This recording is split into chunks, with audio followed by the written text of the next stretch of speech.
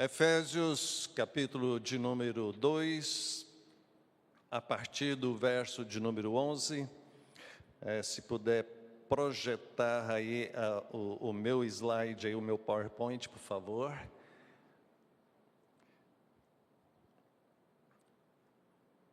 Nós estamos com o tema deste ano, Crescendo em Unidade. E dentro desse tema, cada um dos pregadores aqui da igreja que tem vindo aqui à frente, tem nos trazido a palavra de Deus dentro dessa perspectiva do crescimento, da unidade da igreja.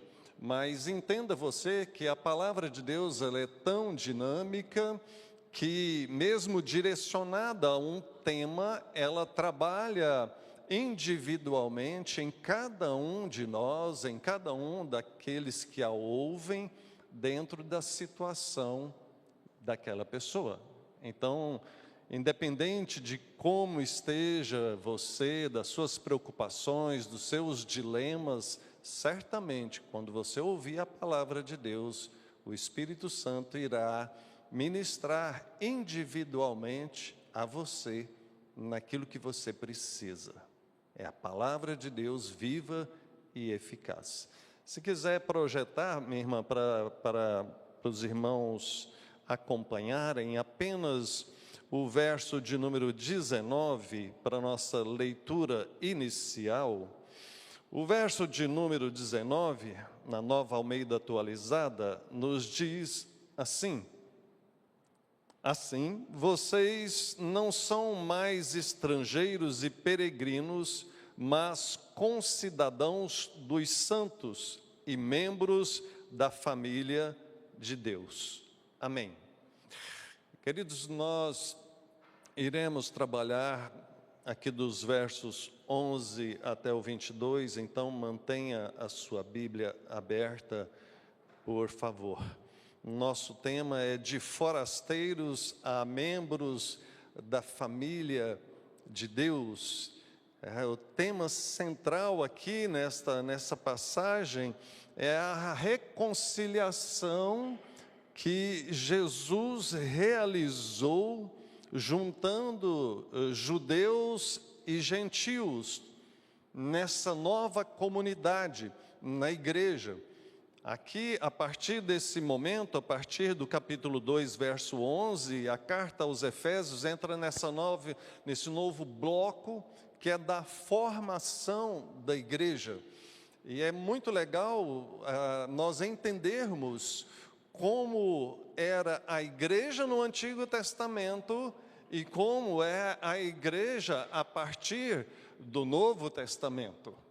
Deus sempre teve o seu povo, mas há alguns detalhes importantes a serem entendidos dentro disso, e eu espero que seja esclarecedor para você.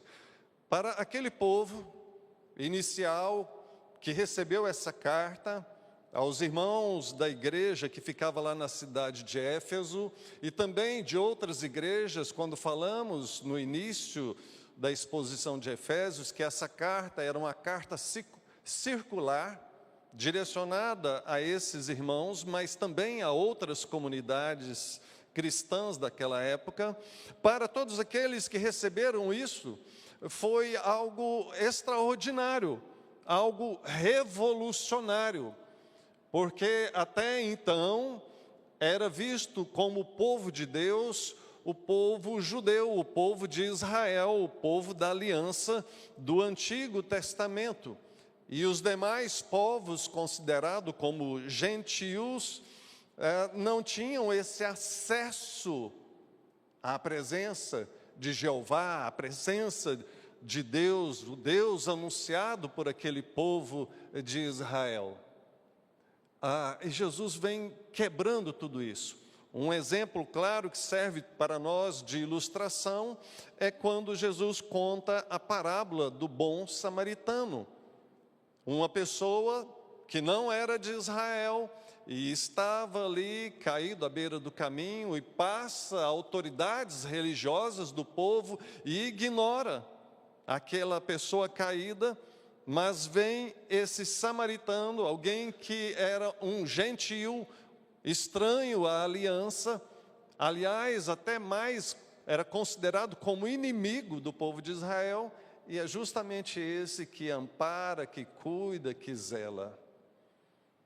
Com essa e com outros ensinos, Jesus queria mostrar que o Evangelho, ou que a presença, a salvação de Deus, nunca foi direcionada a uma nação específica, a um povo específico. E quando nós olharmos isso um pouco melhor, eu coloquei essa ilustração aqui apenas de forma didática. Nós temos no Antigo Testamento os judeus e os gentios. Os judeus como sendo os descendentes de Abraão, e os gentios como sendo as demais pessoas de todas as outras nações. Então, se era descendente de Abraão, então entra nessa categoria, os judeus, o povo de Deus. Se não fosse, então, era gentio. Chegamos no Novo Testamento e Jesus estabelece a sua igreja, mas ao estabelecer a sua igreja, então, inicia o cristianismo, e aí ficamos com o judaísmo.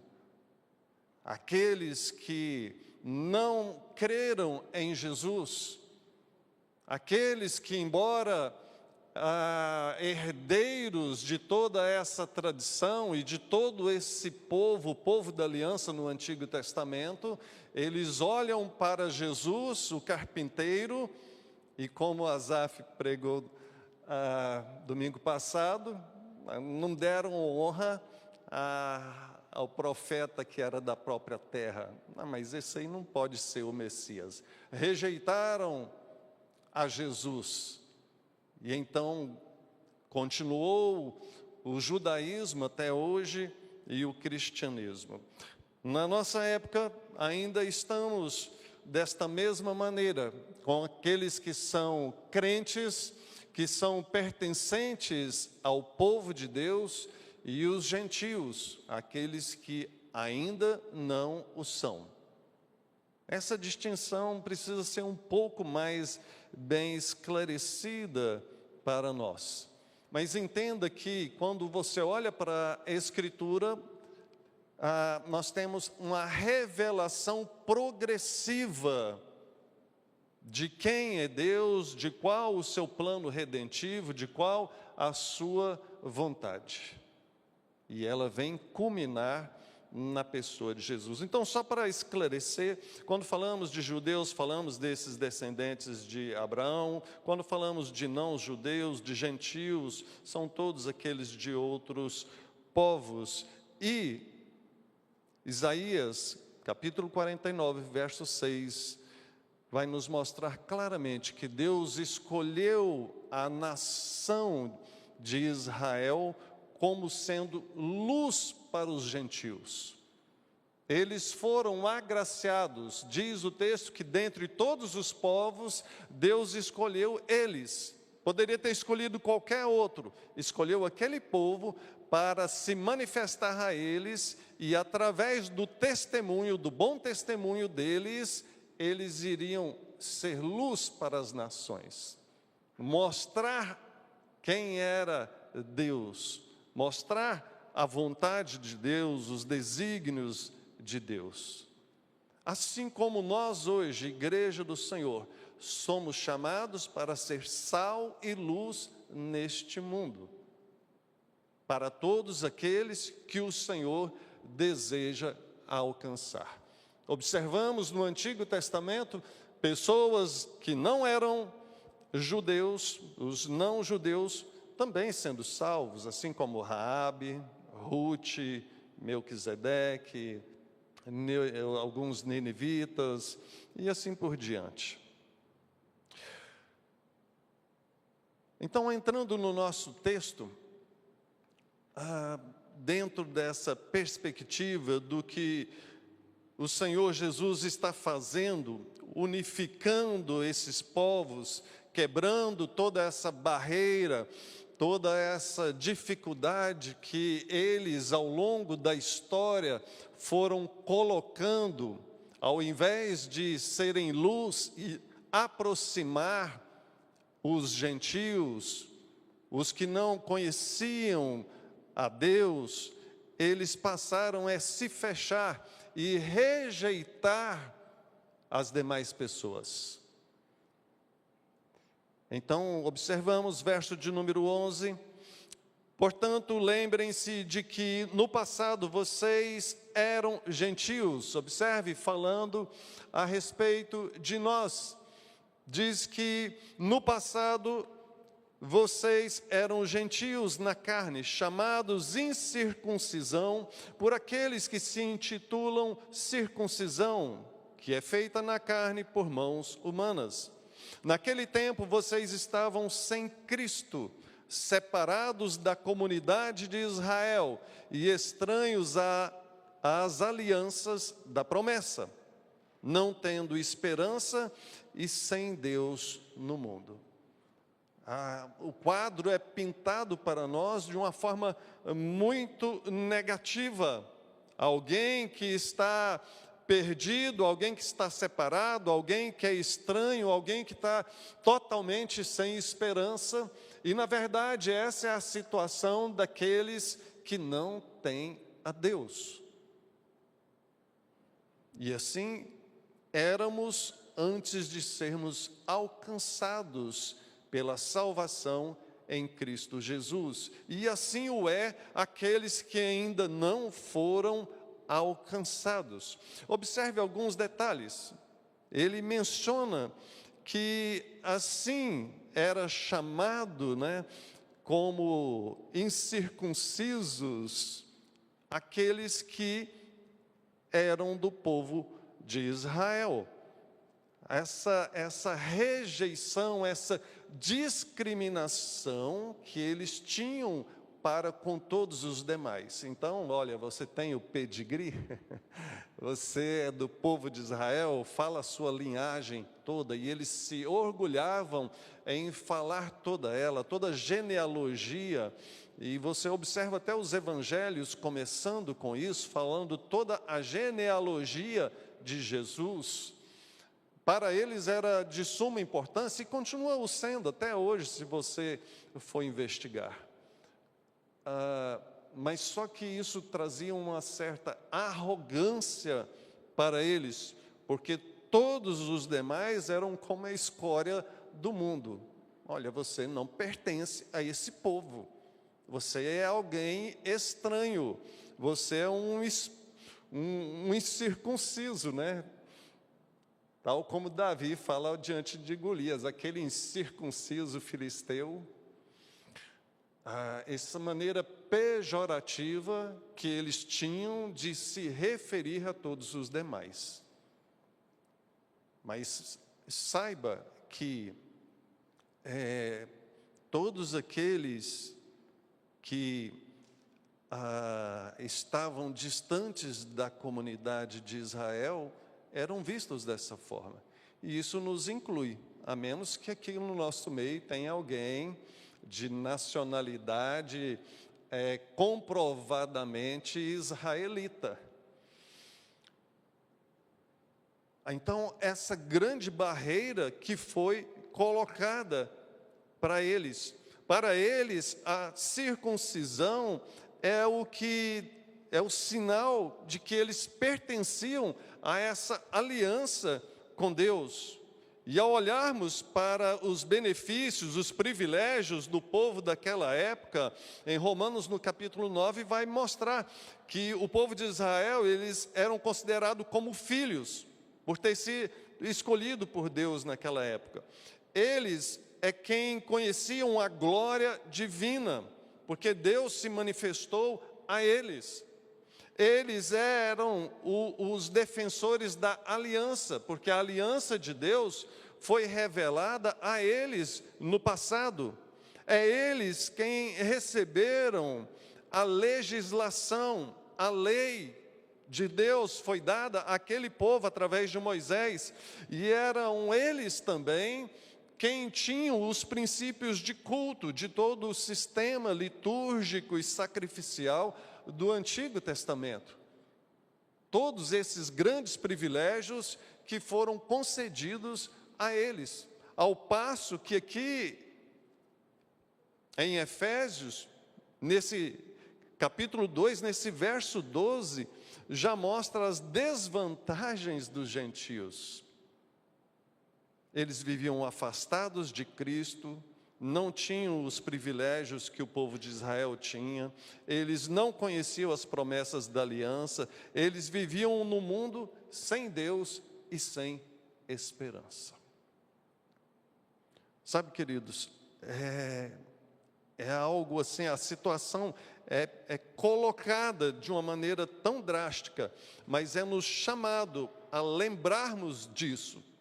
Verso 11, lembrem-se de que no passado vocês eram assim. Todos nós éramos assim. Todos aqueles que ainda não foram alcançados por Cristo, ainda estão neste mundo sem esperança e sem Deus. Agora, se você observar a sequência do texto, a partir do verso de número 13, observamos a obra de Cristo, como Jesus traz a reconciliação e a paz para esses que estão distantes, diz o verso 13 ao 18. Mas agora, em Cristo Jesus, vocês que antes estavam longe, foram aproximados pelo sangue de Cristo, porque Ele é a nossa paz. De dois povos Ele fez um só, e na sua carne derrubou a parede de separação que estava no meio, a inimizade. Cristo aboliu a lei dos mandamentos na forma de ordenanças, para que dos dois criassem em si mesmo uma nova humanidade, fazendo a paz, e reconciliasse ambos em um só corpo com Deus, por meio da cruz, destruindo a inimizade por meio dela. E quando veio, Cristo evangelizou paz a vocês que estavam longe e paz também aos que estavam perto, porque por meio dele ambos temos acesso ao Pai em um só Espírito. Então, veja, a questão é muito mais profunda.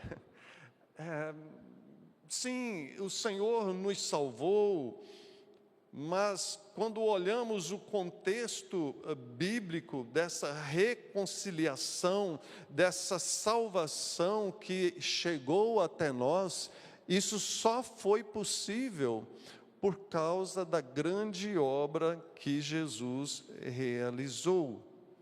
E esta obra dele traz esse novo momento, que aqui ele chama de realizar, de fazer, de estabelecer uma nova humanidade. Isso está na nossa versão aqui, a Nova Almeida atualizada. Talvez, se você estiver com a NVT, também vai falar nova humanidade. Na Almeida, revista atualizada, ou na NVI, vai falar um novo homem. Na Bíblia Viva vai falar uma nova criatura.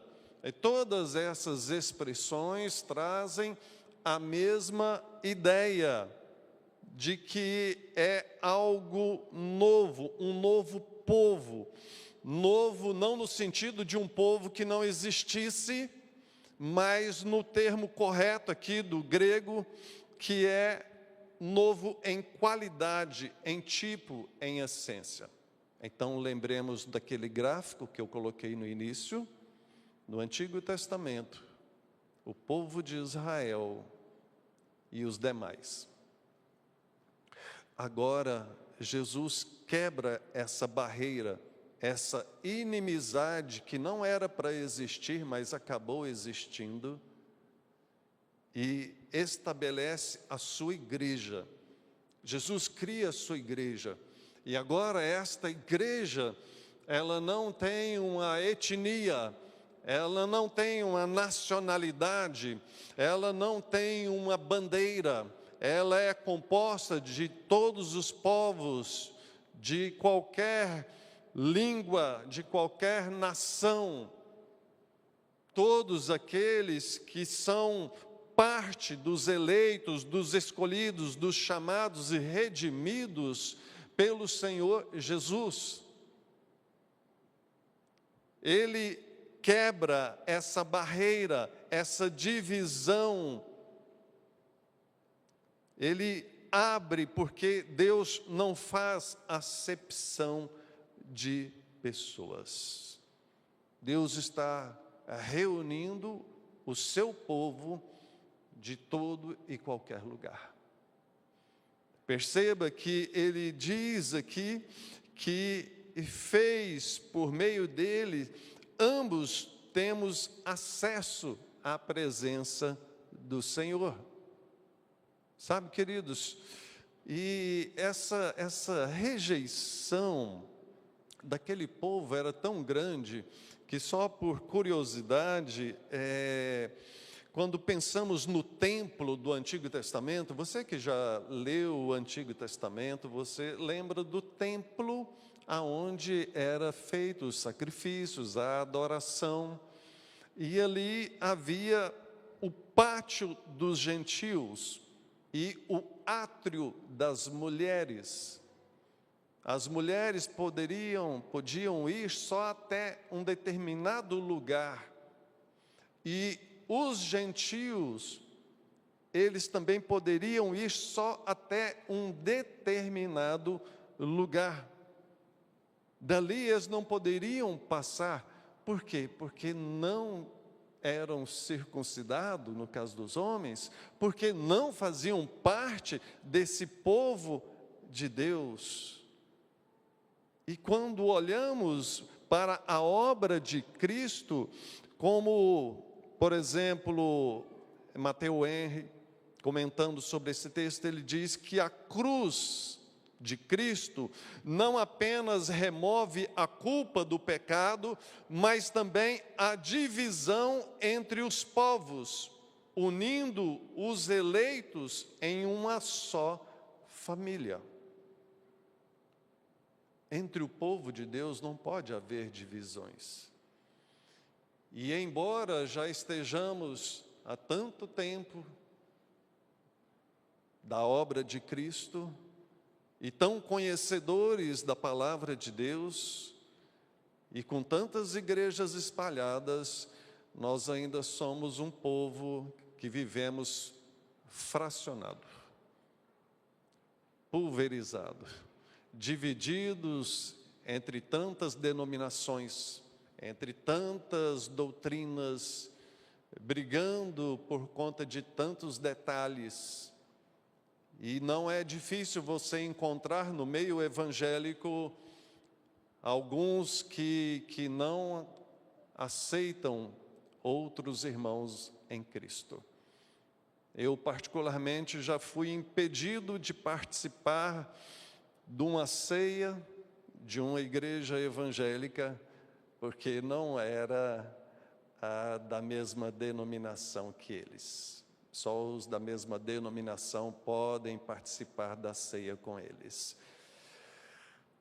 É muito perigoso isso, quando nós começamos a colocar critérios além daquilo que a palavra de Deus coloca para nós. A nossa missão continua sendo a mesma, de sermos luz para os gentios, porque Deus não quer salvar apenas aqueles que já estão na igreja, mas a salvação, o anúncio do Evangelho, são justamente para aqueles que estão longe. O próprio Senhor Jesus falou, olha, aqueles que estão bem de saúde não precisam de médico. Quem precisa de médico são os que estão doentes. Quem precisa do Evangelho são aqueles que ainda não conhecem o Evangelho. E fazer missão, fazer evangelismo, levar a palavra de Deus aos que ainda não conhecem, deve ser prioridade número 1 da igreja. E deve ser a sua individualmente também. Porque nós, ao deixarmos de anunciar a boa mensagem da salvação, nós estamos sendo negligentes. Ou como eu falei há pouco tempo aqui, alguém achou engraçado depois, né? Nós ficamos só nos 3 S's, né? Salvo, sentado e satisfeito. É preciso, queridos, entendermos que esta obra de Jesus, ela é tão grandiosa, que ela veio para pôr fim a essa ideia de exclusividade do povo de Deus. O povo de Deus, sim, está por aí, a igreja verdadeira, aquela que o Senhor está juntando, mas somos nós, este povo reunido por Ele, chamados para continuar esta obra. Em terceiro lugar, ele vai nos mostrar agora a nossa nova identidade. Estávamos sim sem Deus, mas fomos reconciliados. A obra de Cristo deu a nós, não judeus, a graça de podermos fazer parte do povo de Deus. O povo de Deus não é mais restrito a uma nação, mas sim a esse povo transformado, redimido pelas verdades do Evangelho do Senhor Jesus. Observe o verso 19 a 22. Assim, vocês não são mais estrangeiros e peregrinos, mas concidadãos dos santos e membros da família de Deus, edificados sobre o fundamento dos apóstolos e profetas, sendo Ele mesmo, Cristo Jesus, a pedra angular. Nele todo o edifício bem ajustado cresce para ser santuário dedicado ao Senhor. Nele também vocês estão sendo edificados junto com os outros, para serem moradas de Deus no Espírito. Observe alguns detalhes. O verso 19, o verso central aqui nessa passagem, que nós lemos no início, diz que desta maneira, né, como Jesus realizou toda esta obra, então nós não somos mais estrangeiros e peregrinos. Então, antes dele realizar isso, ou antes de que alguém seja alvo da graça, antes que alguém conheça do Evangelho, e antes que haja essa conversão, essa salvação, esta pessoa ainda permanece como um estrangeiro, como um peregrino. É a ideia de que ainda não pertence a este povo. Povo esse que aqui é chamado, num dos termos mais belos das Escrituras, família de Deus. Em outro texto é mencionado da família da fé.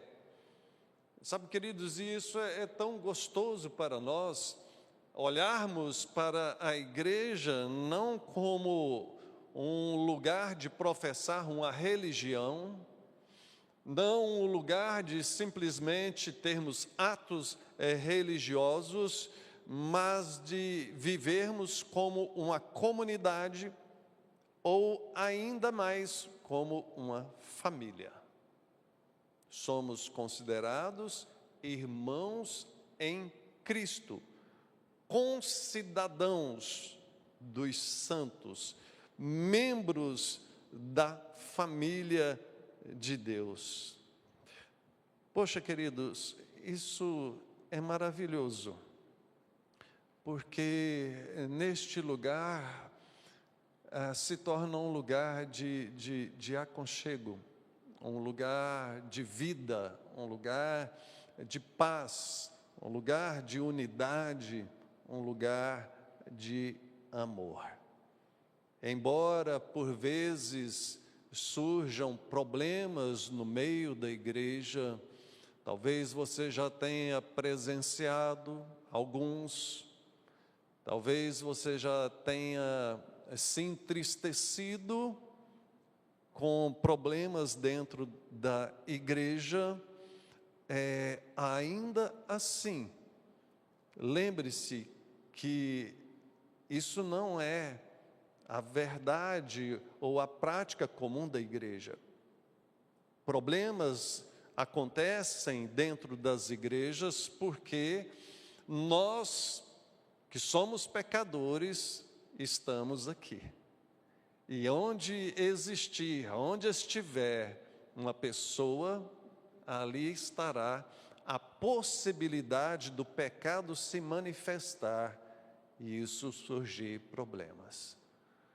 Mas uma palavrinha, um parênteses aqui, para você que talvez passou por isso e hoje em dia tem muitas pessoas que não querem se tornar membros da igreja por conta de experiências ruins que tiveram no passado, né?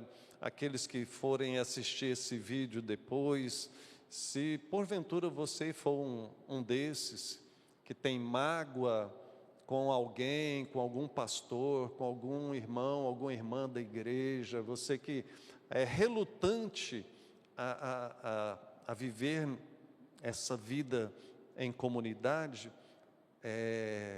lembre-se que Jesus nos chama a perdoar e a vivermos juntos uns com os outros. Ele fez tudo por nós, nos amou, nos perdoou, se sacrificou por nós. E nós também devemos fazer isso pelos irmãos. O parâmetro da igreja sempre deve ser o dono da igreja, Jesus Cristo, e nunca as pessoas da igreja. Pessoas erram, o Senhor jamais.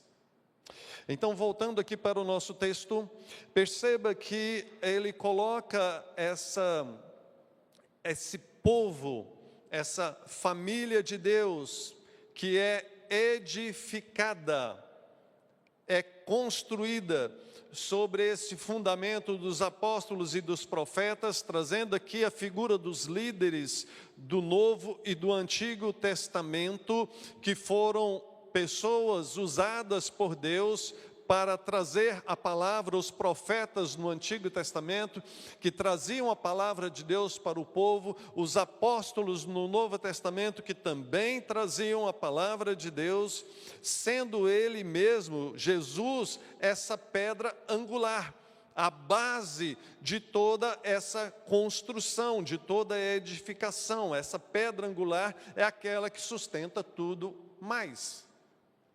Então ele é o Senhor da igreja, ele é o fundador, ele é quem estabeleceu a igreja, que somos nós, pertencemos a ele.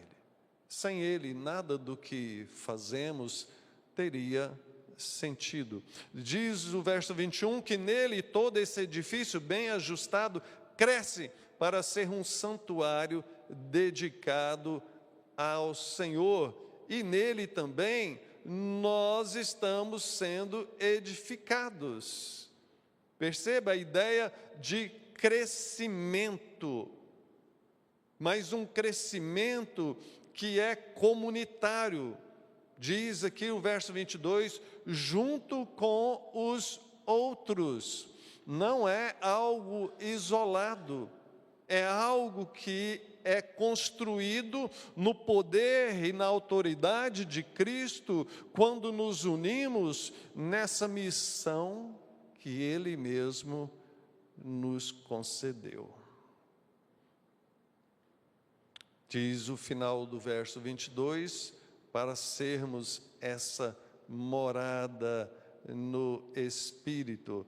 É interessante, se você tiver com a Bíblia de Genebra, Bíblia de Estudo de Genebra, ela traz um comentário dizendo a respeito da glória Shekinah, da verdadeira presença de Deus, que há muito tempo foi abandonando, né, o templo de Jerusalém. Isso está lá em Ezequiel 10 e 11. E agora Deus, mais uma vez, faz a sua morada entre o seu povo. Quando você lê o Antigo Testamento, você vai percebendo uma progressão. Quando Deus ali escolhe essa nação de Israel, se revela aquele povo, instrui aquele povo sobre todas as coisas, concede a lei, concede a orientação sobre como deveria ser a adoração, o sistema sacrificial, tudo. Deus é detalhista. Por que nós temos uma Bíblia tão grande, com tantas coisas, e a gente lê e fala assim, poxa, queria mais, queria mais. Temos aqui todas as orientações, e quando Deus faz isso, revela tudo isso àquele povo, não era apenas para eles guardarem para si, era para eles transmitirem aos outros povos, para que os outros fossem atraídos ao Deus verdadeiro. E quando você vai prosseguindo no Antigo Testamento, chegando ali mais para o final, os profetas menores, você vai vendo Deus usando os profetas para manifestar o seu desgosto com aquele povo.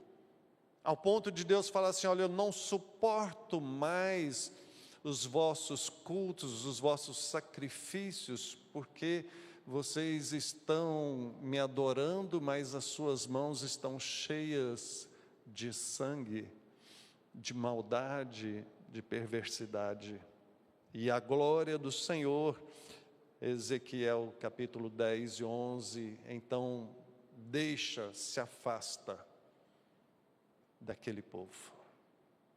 E aí vem Jesus, e de maneira tão especial, se manifesta ao povo, aos seus, como nós lemos em João capítulo 10, por exemplo, ele como bom pastor, que chama as suas ovelhas, e as suas ovelhas são atraídas até ele, e ele as salva, como bom pastor, dá a vida por elas.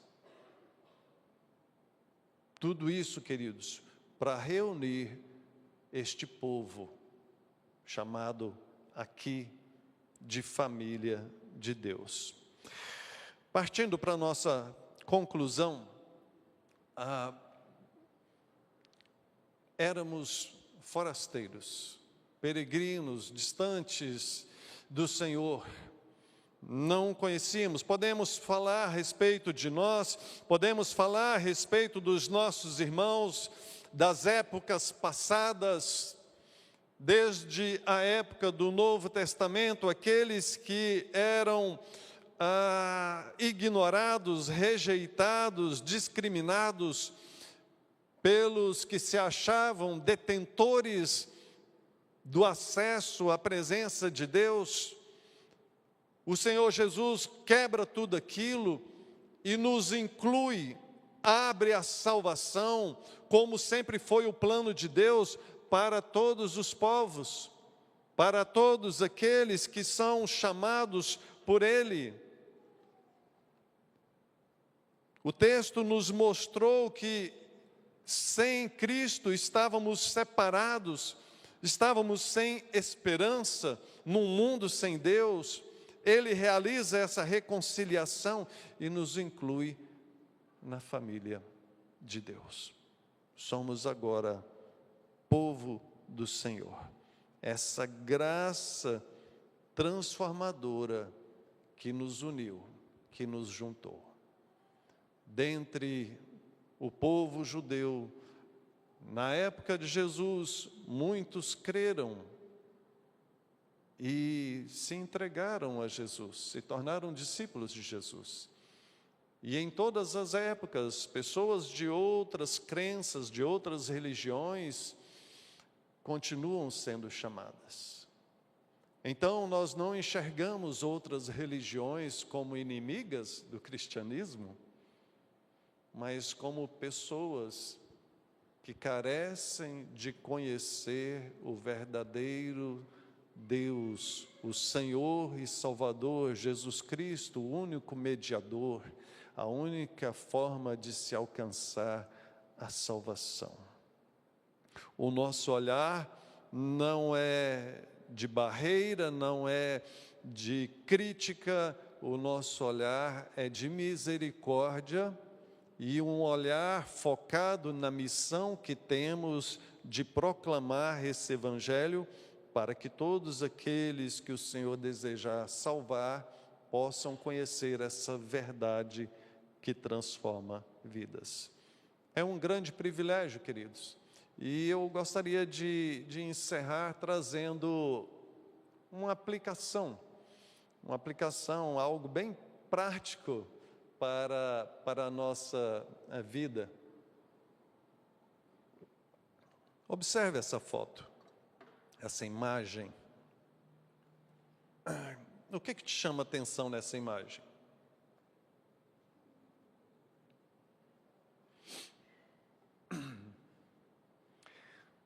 Temos várias pessoas atentas, focadas,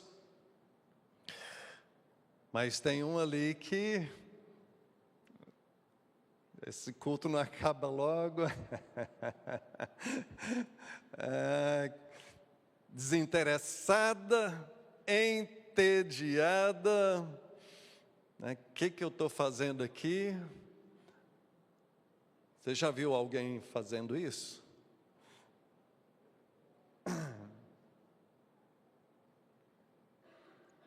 Sabe, queridos, a grande obra do Senhor em nos tornar membros da família de Deus.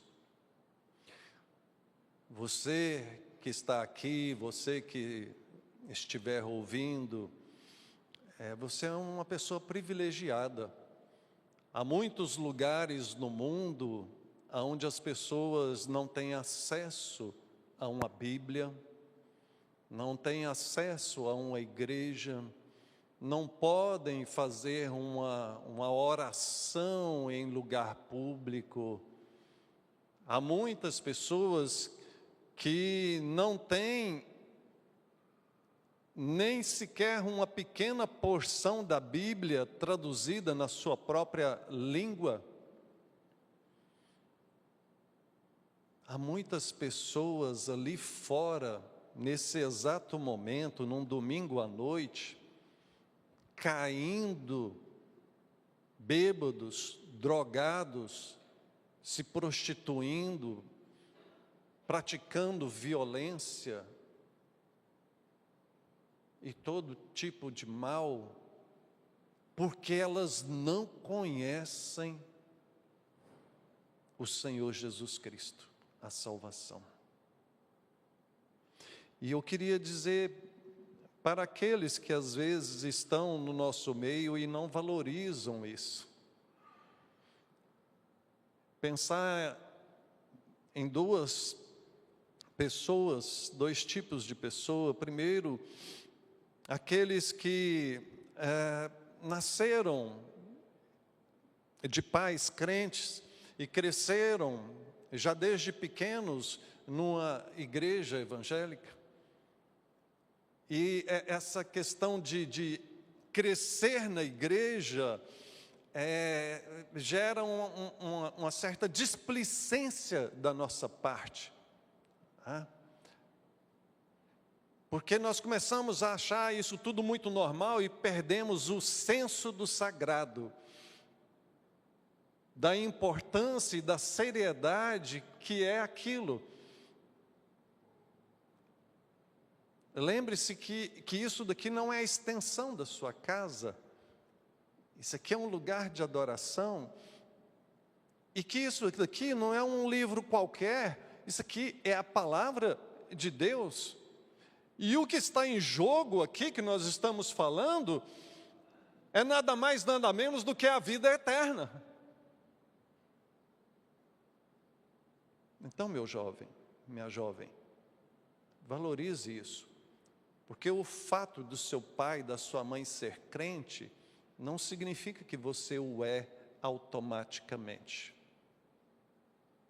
Nós, reformados, nós cremos no pacto da aliança, mas veja que quando falamos, por exemplo, do batismo infantil, o batismo infantil e a participação na igreja não substitui a necessidade de uma fé pessoal e ativa.